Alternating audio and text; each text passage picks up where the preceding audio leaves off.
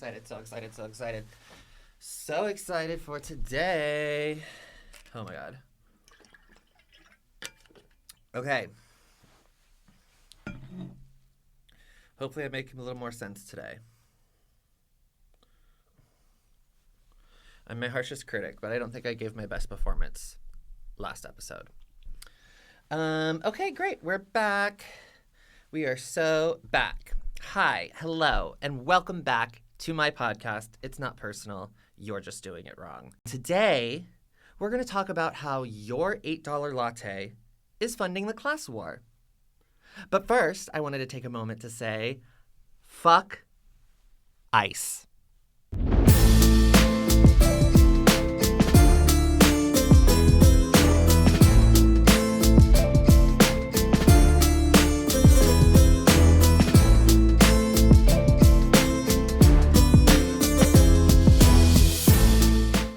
Okay. Oh my god. So excited to be here. I feel way more locked in. We had some technical difficulties last episode. I'm not making excuses for myself. I actually haven't even finished editing the last episode, so it might be fine. But yeah, there were some technical difficulties that kind of got me off my rocker. I wasn't able to get this up. I forgot how I was able to do that, but I'm back in the green room. Aesthetically wise, I liked the other one better, but it kind of seems to be cursed. So today we are locked in. I'm feeling fantastic. This feels like it's going to be a really big episode. Just saying. Or what? Yeah, just saying. No offense, not to toot my own horn. But in my opinion, I think this is going to be very important. I'm coming to you today from the LA Public Library, as I always say, on No King's Day. I know it's not like an official holiday. We've had a No King's Day before. It's the No King's Day protests, rallies happening all across the country in protest of the tyrant that is our president. I was definitely very conflicted coming in today because as somebody from the Bay Area, Northern California, we protest for fun. I love to get out in the streets and brown bag an IPA and curse things at the authority. I can't think of a better way to spend my Saturday afternoon, to be quite honest. So the fact that I'm here, I'm feeling conflicted. However, I'm sounding kind of nasally. Ew. Okay, hold on.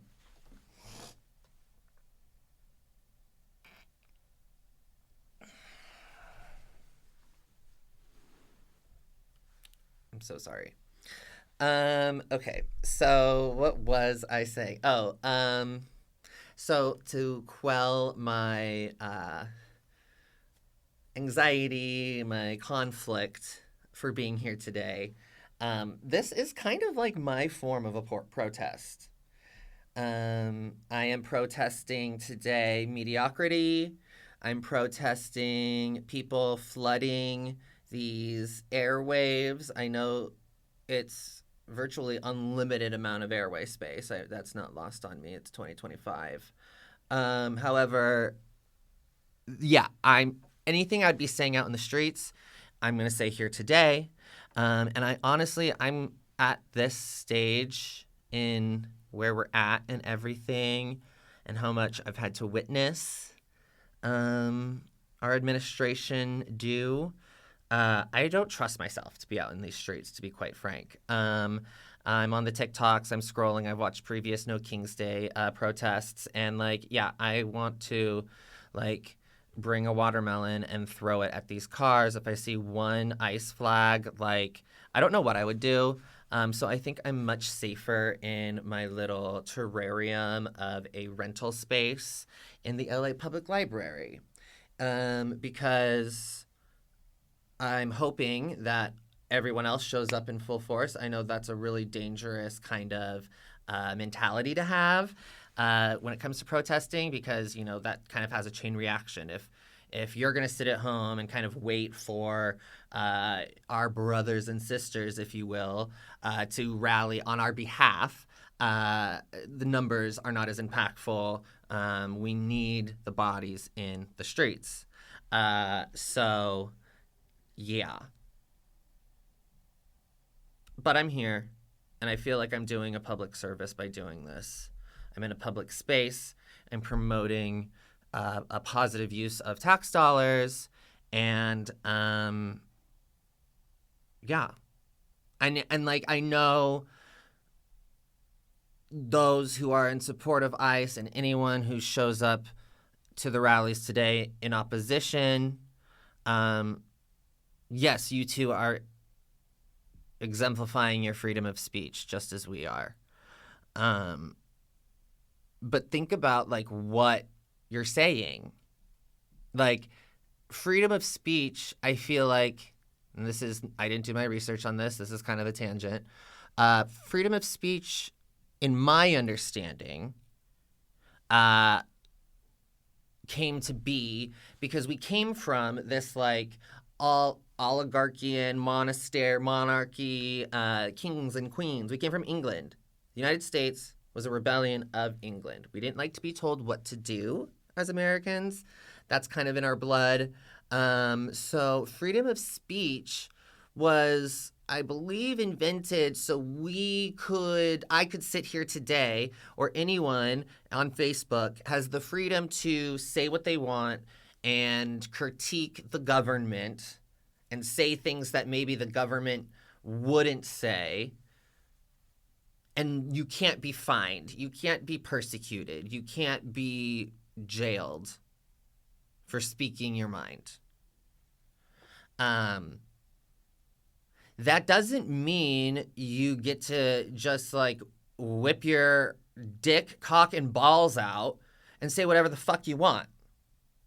Because what I said last episode, you're sharing your opinion most of the time, and not everyone has to like your opinion.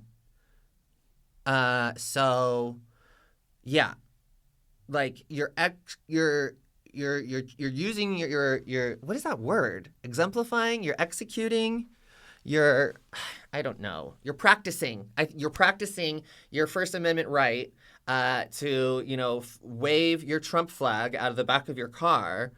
But it just feels kind of backwards to me because you're using your voice to support the power that's trying to silence you.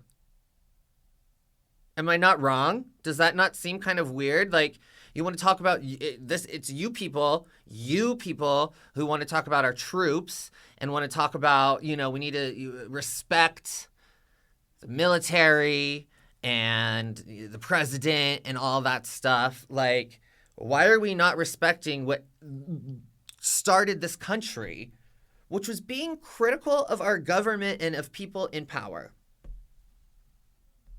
So here I am protesting on the internet. In a public space provided by government money,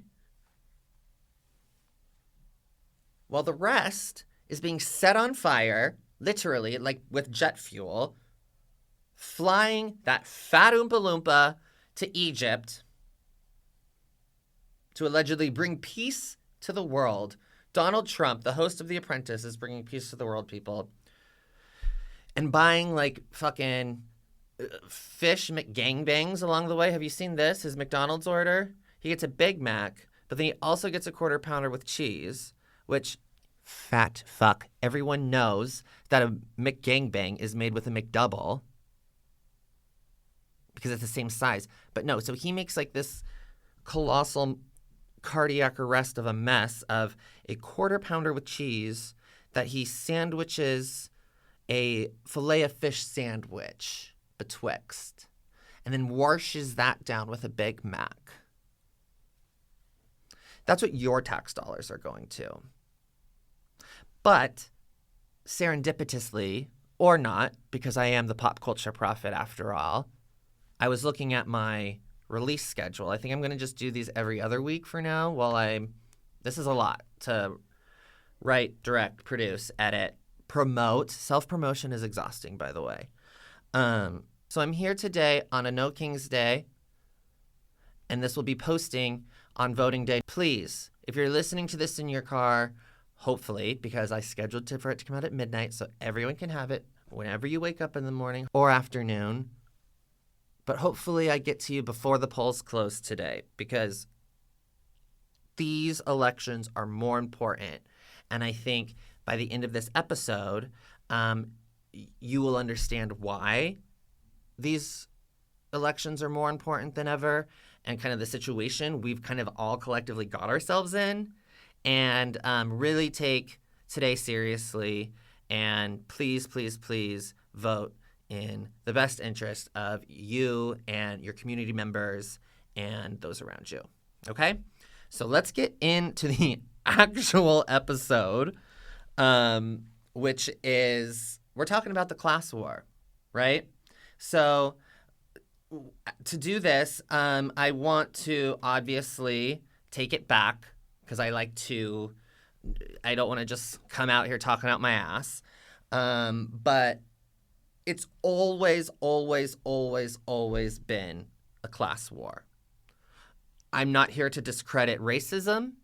I'm not saying racism does not exist, but I think this class war and classism trumps. No, I'm not going to use that word. It is within a subsect of just human rights and discrimination. Racism exists. Racism exists under the umbrella of human rights campaigns and human rights activism and discrimination and that whole plight. Yeah. I don't know why we don't talk about this more. Like, racism, yes, taught in schools. Slavery, yes, taught in schools. We understand that. I don't recall spending as much time talking about classism and how it shows up today, this kind of like socioeconomic classism that we're living through and witnessing. Maybe we like speak it into an existence if we're talking about it and teaching kids. And like I said, to those in charge, this is enemy number one, or like this is the big thing. It's the class war. It is the segregation. It is making sure that there's always somebody below you so you can feel better about yourself. So let's take it back and yeah, so like that's my theory of why it's not taught in schools and why we don't talk about it, because racism and slavery is easy to talk about because it's like, oh, it's over. So that doesn't exist anymore. That was abolished. Slavery was abolished. You can vote. It's put to bed, right? Wrong. So yeah, like let's go back to, I don't want to spend much time about this because I don't know anything about it. I just know the words. Victorian era. I don't know which came first, but like that was kind of, the Victorian era is what established like the upper class, the middle class, the working class. That's how humans were categorized and existed within the Victorian era. There was the Elizabethan era. I don't know if they had special words, but again, caste systems, hard lines separating people. And it wasn't, I mean, I'm sure color played race played a part of it, but this is pre-America. Slaves, I'm sure, existed. I don't know the European history well enough. Africa was right down there before America, so who knows how people of color were treated, but I don't know. Was America like the first country to really like promote this mixing of cultures? I don't know. Sorry. Medieval England, like Knights of the Round Table, you had your nobility, you had the clergy, and then what was the peasants, right? Like, this is our history as humans. We've always separated people. But yes, Jim Crow, racism exists. It kind of adopted that, which, you know, separate but equal kind of tried to become a thing, all of that bullshit. The Civil Rights Act. Oh, wait, hold on. Medieval, clergy, peasants. And upon very minimal research, I'm an armchair researcher. I don't know how to read.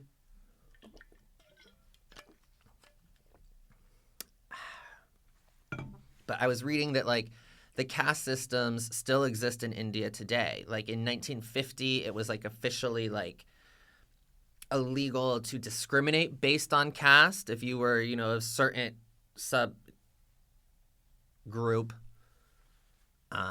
You know, they couldn't, like, keep you from getting work or keep you off a bus or something, right? So, but it also said, like, it's still very much prevalent socially, but legally, they finally got rid of it. 1950, it's less than 100 years ago, you guys, which is actually crazy how close to 100 years it's getting. That was like 75 years ago, 1950. But yeah, and we even see it here in America, right? And we'll talk about racism, like just like caste systems, like we just separated by color, and you know, slaves versus non-slaves. But even within, I'm sure, the white culture, like white slave owners versus white non-slave owners were probably looked at differently and had different functions that they would attend and different groups that they'd run in, have different jobs, be in different tax brackets if they even had those back then. But then we had the Civil Rights Act in 1964. Yes, which, cool. Later than India. I think sometimes we like to think of India as, like, as Americans, like, very anti-women, very anti-expressive. Oh my God, so controlling. We're so modern. We're America. India outlawed caste discrimination before America. Civil Rights Act passed in 1964, 14 years after India. Cool. So that's embarrassing. And again, I mentioned this at the top, separate but equal, Jim Crow, segregation. We are just copying the oppressive. It's same shit, different font. It's just England, but different. And I don't know why any of the citizens, Americans, would think that it would be any different, because it's still a white man in power at the end of the day, just with a different accent. Still white. Maybe these are uncircumcised, though, right? The white men in charge over here. Which, you know, circumcision could lead to autism, so that maybe just explains why we're all so stupid and fucked up and don't know what the hell's going on, because we're all autistic. We're all autistic. What a trend. That's a whole episode in itself, all us deciding that we're autistic all of a sudden. Myself included, by the way. Yeah. But that was back then. Slavery's done. We've passed. We might be late to the party, but at least we got the Civil Rights Act passed, so we're good. Let's, like, look around what's going on today now. I think every time I've mentioned today, I've been in this phase. I want to edit something together where I'm just like, for those just listening to audio, it's me, like, holding my face together by my eyebrows. Just trying to make sense of this all before my face implodes. Okay, cool. So today, what are we looking at? Hugest unhoused crisis in the history of our nation. Rent is through the roof. If me and Nick weren't lucky enough to be managing our apartment building, because we've been there, I think, like, pretty much the longest tenants living there. We both work from home, so they were keen on having us around if anyone needed to be let in or something. We can't afford our apartment. It is out of budget, but we were lucky enough to have some rent taken off for being around and willing to help around with things. It's so expensive out here. You want to say the caste system doesn't exist, racism doesn't exist. the drive over here, I might get emotional. This is weird. I'm like, my heart's beating out of my throat. On my drive here from Glassell Park, I take the 110 around this like really cute mountain before I jump on the 5. Or it's from the 5 and then it becomes the 110, whatever, LA, as I'm driving into downtown. And as I'm thinking about this episode and what I want to talk about, knowing I want to talk about, you know, the class war, and I drive through all these different neighborhoods. I live in Glassell Park. I live in Glassell Park, Eagle Rock area. So it took me through Frogtown, which is a very hipster, white kind of neighborhood, and seeing that there was like a cute little farmer's market and everyone and their kids were out just like enjoying the beautiful Los Angeles 85-degree October day, by the way. Climate change is another episode. And then hitting Chinatown, which is completely different. You see much more working class people in that area. Lots and lots of shops, store owners, people trying to make a living. And then as I get to downtown, if you know downtown LA, it is rough out here. But like I mentioned, it's the No Kings rally. So seeing everyone in their signs, getting ready to protest, smiles on their faces, community. But then you also see people, very confused tourists, being like, what's going on? Why isn't this as glamorous as like I heard on TV and stuff? And like not realizing that downtown's not quite exactly where it's at.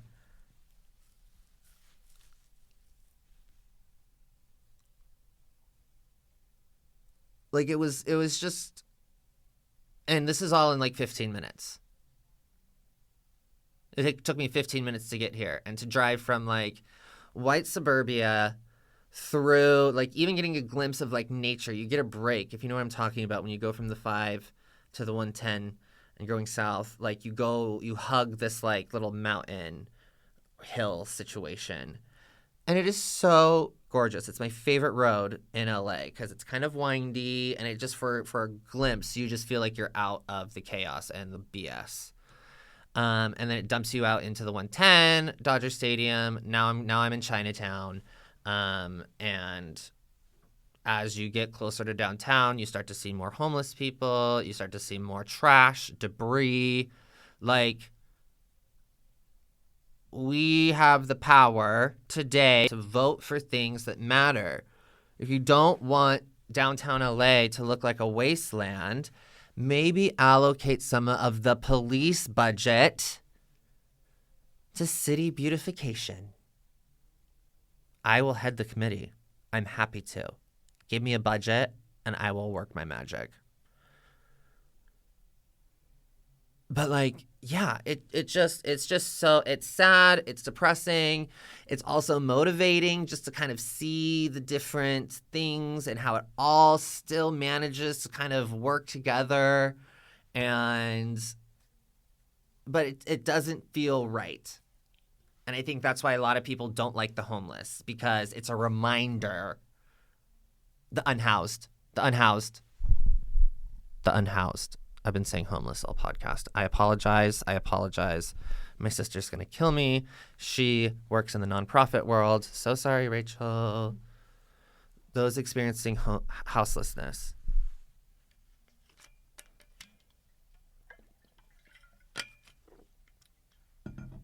People don't like to look at that. People don't like to look in the mirror. Why do you think there's like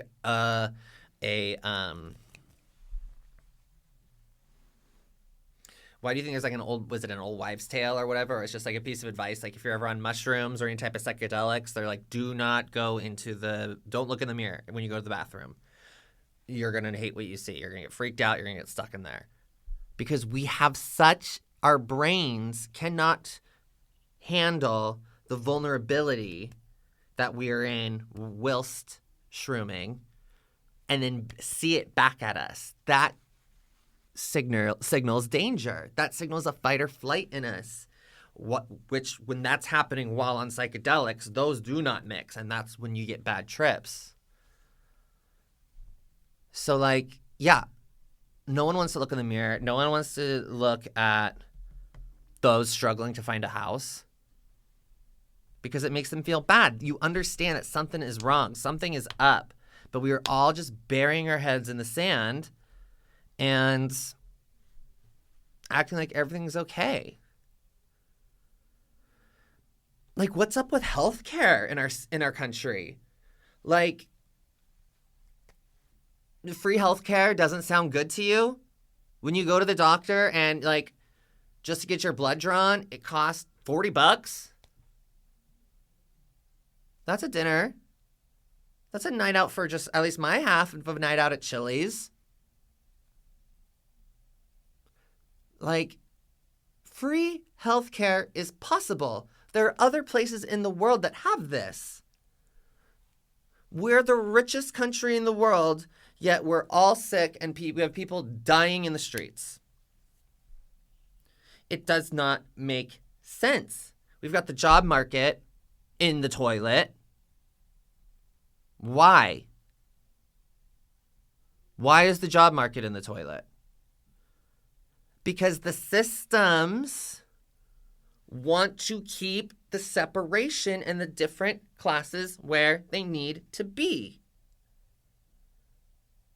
If you get a job with health insurance and benefits and actually have the opportunity to lift yourself off the ground, you might actually have the nerve to think that anything's possible. And they don't want that. Expensive groceries. Everything is getting more expensive, yet no one is getting paid more. So where does all of that money go? It keeps going up. It keeps moving up. Paul has to pay Peter to pay Sam.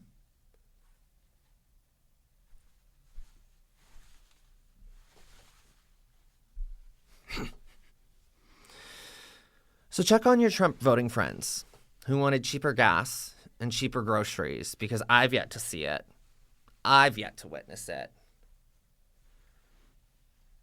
And also, they have new packaging on the Trader Joe's orange chicken. So maybe you bring the prices down or whatever, they stay the same or whatever we're saying. You're changing what's inside. You have to be changing what's inside. You're getting it from different distributors. I've been leaning forward so long, I'm like getting a hip cramp because I'm like scared to like fully extend here.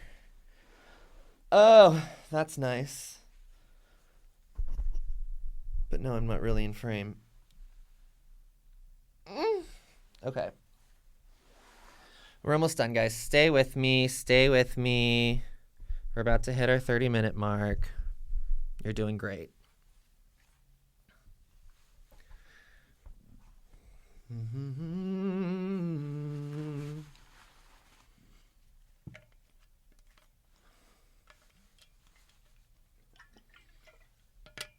About to be in, out, slam, bam. Thank you, ma'am.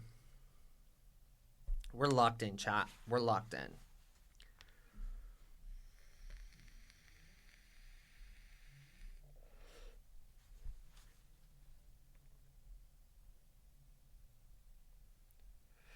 We have shots to fire. I haven't even fired my shots, but I'm getting ready. I'm getting ready to cook. Let me cook. So yeah, we talk groceries and things are expensive. Check on your Trump voting friends and family, because that's allegedly, I know several people that voted for Trump in the name of gas prices, groceries, and cost of living. And I just got a raise finally for the first time in my life of 34 years of existence. I got my first raise. I got a $15,000 raise. And I'm still living paycheck to paycheck. I'm just not scared that I'm like not in survival mode. I'm not overdrawing my accounts anymore, but I'm still living paycheck to paycheck. This, like, I don't know how, like, I'm tired of being this grouchy, angry person. But it's exhausting. And then hearing people talk out of their ass thinking that this man is going to somehow help us is wild. Think about like a court case and character witnesses in a trial. If the other side of that case finds out your witness is a felon, the jury is going to have a hard time believing that person. Yet somehow Trump has you all fooled into believing he's going to get you cheaper groceries and create jobs for you guys. Are you out of your mind? And here's a crazy moment. Here's something to think about. Let's talk about the rich. All the people that I'm claiming are making our lives miserable. Eat the rich. We've always known them as the 1%. We've always known as a very, very small group of people. But the word billionaire did not even exist. And I'm going to credit a TikTok. I learned this from a TikTok, and then I Googled and researched the facts before talking to you on the air. I was responsible, but I'm going to link her. She's a genius woman. I don't know her name, but check her link in the description. This blew my mind. The term billionaire didn't even exist until the year 1900. And I think she says something to the effect of like the Rockefeller family is kind of the ones who pushed forward getting that word in the dictionary. Because in 1916, 16 years later, one of the patriarch of the Rockefeller family became a billionaire in 1916. Then 44 years later, 4.5 decades later, we've hit 10 billionaires total in the world. 10 billionaires, human beings, only 10. And when you jump just like 22, I think that was my next point. Yeah, 1982. 1960 to 1982. That's 22 years. Only 3 more billionaires joined the chat. So it's taken from 1916 to 1982. That's a number I'm not ready to tell you how many years that is. So sorry. It took that many years, close to 100 years. 82 years. 90. It took 90 years to generate 13 billionaires. 13. That's it. In the whole world. How many billionaires do you think exist today, chat? Ow. How many billionaires do you guys think exist today? I was asking some friends at work. Guesses were 300, 600, 42. There are 3,028 billionaires living today on this planet. 3,028 billionaires combining for a total of $16.1 trillion in net worth. I'm going to leave you with that information for a moment.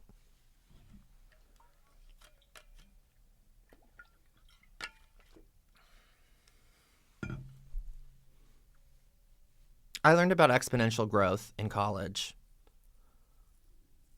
I think this is bigger. I don't know. It's like an E, and the graph looks like this when it goes up really, really sharp.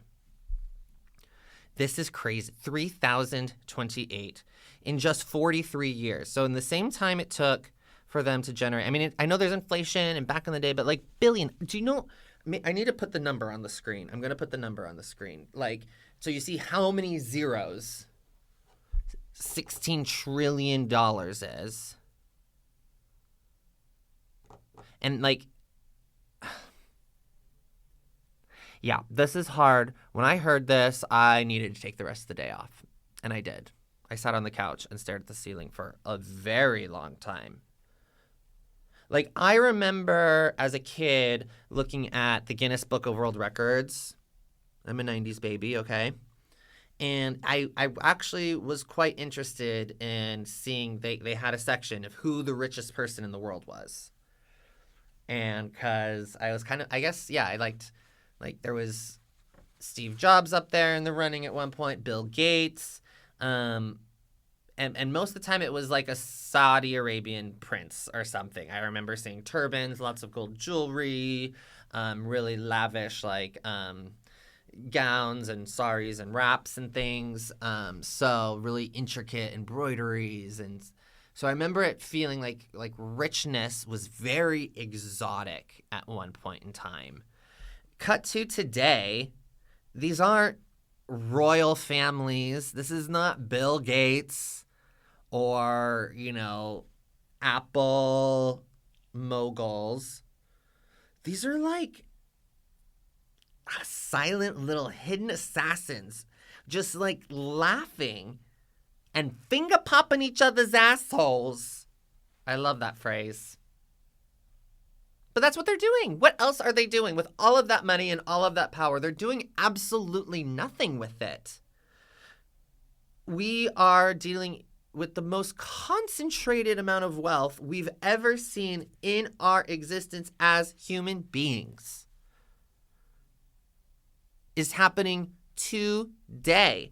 And like, I don't know who these people are, but like, I can only imagine it's these people at top of these like conglomerates. Like, you think you're buying different brands of toilet paper, but there's one guy at the top that owns all of them. So all of that money is eventually going to that person.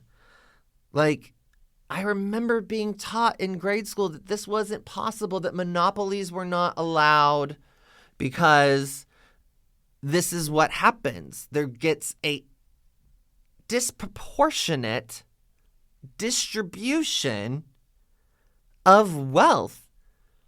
Money is fake. Money is a concept. It's just paper. You can just print more.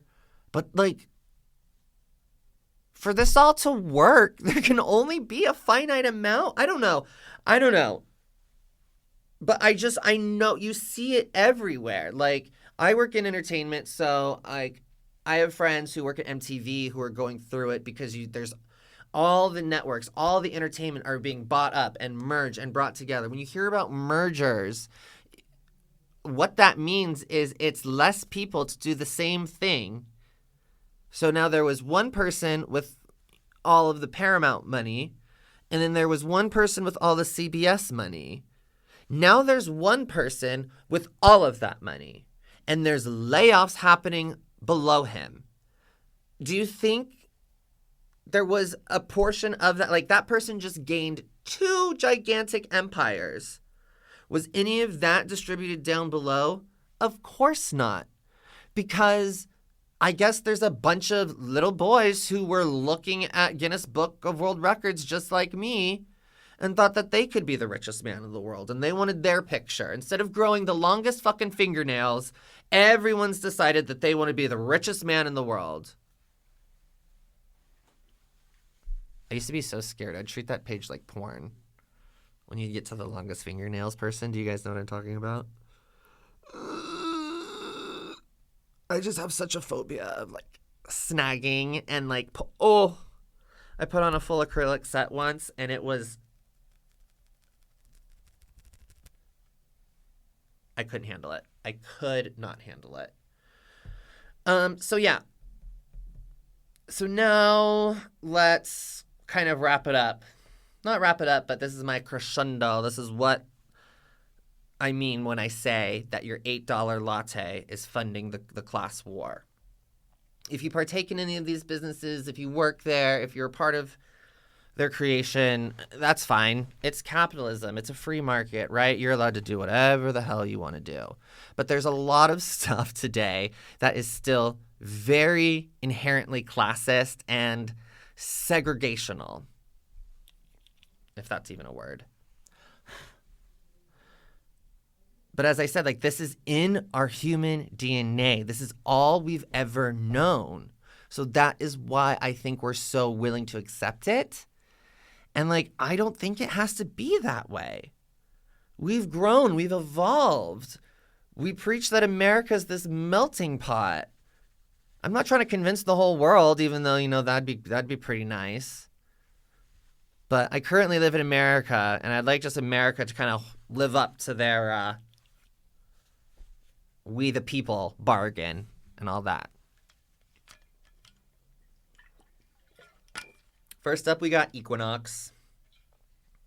I mean, fitness itself in LA is so weird. Like, when I was talking, like, you could be white, you could have the most beautiful body, but if you got it at Planet Fitness instead of Equinox, people know. And people look different. And if you disagree, come look on my Explore page on Instagram, okay? Because as a homosexual, I'm getting all the workout routines, all the shirtless men working out. And you see a stark difference in the gyms of the people around that fitness influencer and who's working out around them and how full the gym is. Access and limiting that inherently Jim Crowian. Why does it cost? I didn't even look it up because I didn't want to know. But like, yeah, I would probably like throw up if I actually knew how much it costs to like work out at Equinox. When you can virtually do the same thing at a YMCA or a Planet Fitness for much cheaper. But the people that own Equinox know that as people, we are always trying to separate ourselves from somebody underneath us. We will pay arm and leg to go work out somewhere to make us feel better than those who choose to work out somewhere with less. And I'm not saying that the red lights and the cool vibes are bad, or those who like that stuff and appreciate that stuff are horrible. However, I don't think it costs that much to make it look that cool. But if they, you know what I mean? Like if Planet Fitness, to make a Planet Fitness into an Equinox and to scale up the machines and have state-of-the-art this and cool vibes this and aesthetic that and all that, I don't think the cost in memberships speaks to what you're getting. They slapped some fucking paint on a wall, dimmed the lights a little bit, and upgraded the machines. Okay, congratulations. But they know that we will spend the money to do it because we are people and people enjoy segregation, which is weird to say. Like even marathon runners, like you're willing to spend money to go. You could go run anywhere. You can run a marathon for free anytime you want. But you're willing to spend money to get a cute little a medal, a participation trophy. So you could say, I've run a marathon. I'm just a little bit more athletic than you. I'm just a little bit more dedicated than you. I could run just a little bit faster than you, which puts me a class above you. It's always been a class war. And I'm sorry to my marathon running friends, and I'm sorry to those who love their Tough Mudders, but it's not your fault. I'm not going to say that you're a part of the problem, but you're being duped. They're taking advantage of your human nature. But what we also have as humans is critical thinking. And like maybe if you love Tough Mudder so much, set up your own course and charge people exactly how much it costs to cover the fees associated. And if you get enough people to attend, Month after month, year after year, you can get ticket prices to go down, which then would only turn out more turnout. If there was only $5 instead of $45, but then everyone would come. And we don't want that. We don't want them to know that the door is open and that we can just jump up a class and get our own participation medal too. They don't want you to know that. There's programs in LA and other parts I saw upon research. There's a program called Coffee and Chill where you pay $30 to sit in cold water and a bucket of ice. You and every other person in that vicinity, in that segregated, fenced-in area to keep others out, you're paying $30 to sit in a bucket of ice. And then they list all these sponsors. Same with the marathoners. Like, Powerade turned out. Or for the Coffee and Chill people, they've got like B12 shots and this and that and that. That's not free. They're also charging refreshments, concessions. So it's not just $30 to come sit in some cold water. It's everybody else making money off of you and marketing it to you as community, as health. That is how we have 3,028 billionaires today. Maybe it's time to consider that the capitalism thing isn't working anymore. And so that's what I mean by the $8 lattes even. Because if a chic, vibey coffee shop offered $4 lattes, you would get ugly poor people in your coffee shop. And you don't want that. But you can't put that on your front door. The people, Great White tried it here in Silver Lake, and then there was another one on the west side. Literally segregating the people that were dining there. The host would take them to specific areas of the restaurant. This is not hyperbole. This is happening today. There's a dog park on the west side that costs a $120 monthly subscription to take your dog to a park.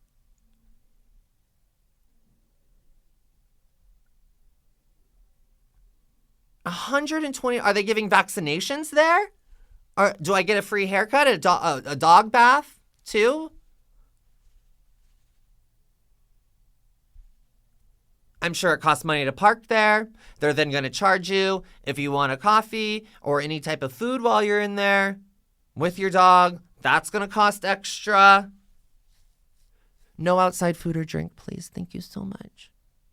No outside food or drink, please. Thank you so much. As a kid, I thought it was because, oh no, they don't want me to spill.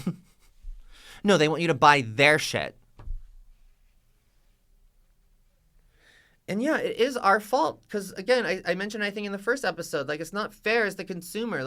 Why do we have to suck out of shitty paper straws when there's, a handful of people that are contributing the most to global emissions and stuff, and it's actually causing the environmental crisis, not our plastic straw usage.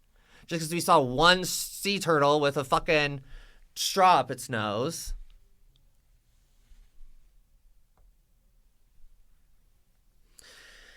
That felt good. Got a lot off my chest. Do you know what I mean? And upon looking back on how long this classism, caste system has existed in our society, is it inevitable? Dead ass. Is there nothing we can do? Is there always going to be this? And our job is just to kind of blur the lines a little bit, just so it's not so hard to move your way up. We can only do so much. I'm even now have to be conflicted about starting a podcast and posting it on Spotify, because if you're a free listener to Spotify, you're going to hear ice ads in favor of ice. Like, yeah, I make my coffee at home. But then it's like, okay, but there are small businesses and coffee shops and places that need my business. I'm so conflicted with this one. I don't understand why we are like this. I mean, I guess I do understand why. I just explained why. Like it's embedded in who we are. We've had these classes and systems for centuries. I can't even get off this habit. So, in a weird way, I understand, like, being rich has got to be quite the drug. Getting paycheck after paycheck after paycheck.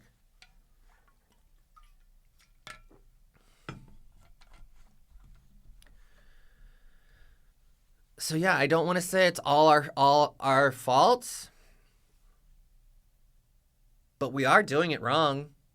At some degree, I'm less mad about it. It's not personal, but we're spending our money wrong. But we're so deep in it, and those in power, our leaders, don't give a shit. And so yeah, we're forced to feel like we are the ones who have to. And it just we're literally right back where we started. Like truly. Like, I feel like there's a huge group of us who want to escape America and go form our own country where we don't have to deal with these overlords and, you know, abortion-fearing freaks. And that's exactly what America was us running away from the Brits, being like, no, we don't want to live like this anymore. So, very history repeats itself vibes. But I crushed, blazed, jammed right through that episode. So, I'm actually going to go pop over to the protest happening outside and seeing what that's all about. Because that feels like the right thing to do. I've said what I need to say. I'm not going to keep y'all any longer. If you like coffee and chill, keep going. If you go to dog people, keep going. I don't care. But it has to start somewhere. Building habits, just carving that little muscle pathway in your brain might be helpful, just to kind of reflect. Be like, are there any people of color here? At this coffee shop I'm drinking my coffee at?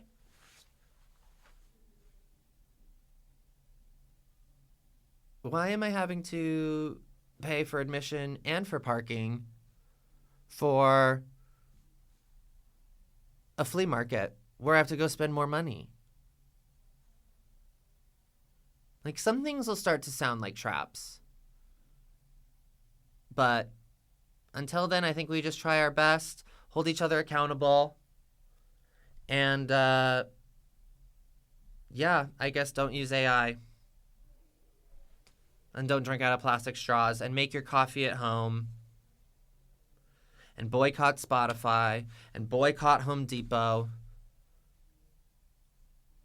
Like, this is something I've always said and worried about. Like, they purposely want the machines and the AI to take over. So we have nothing. Home Depot is run by crazy people. Spotify is run by crazy people. Like, I now have to become a whittler just to have shoes, because I'm going to learn that every shoe company is actually owned by one evil tyrant, one evil elf troll shoemaking. Okay, I'm done. You get what I'm trying to say. This is my longest episode yet, and I said it was going to be an important episode, so I'm really proud about that. And just please go vote. Please go vote. And just, because then you can't complain. If you vote against me, you vote against me, for me. Don't do it for me, or whatever I'm trying to say. Like, at least you got there and made your voice heard. But do not complain about anything happening today if you're not going out there and voting. Because that is disrespectful to everything we're working towards here. If you're just sitting there behind a keyboard or on a Facebook profile saying whatever the hell you want to say, and you're not actually engaging in it. So please go vote. Please be kind to everyone. Please love your communities and your neighbors and those on the bus and those in line at the drive-thrus. And I will see you next time. Bye.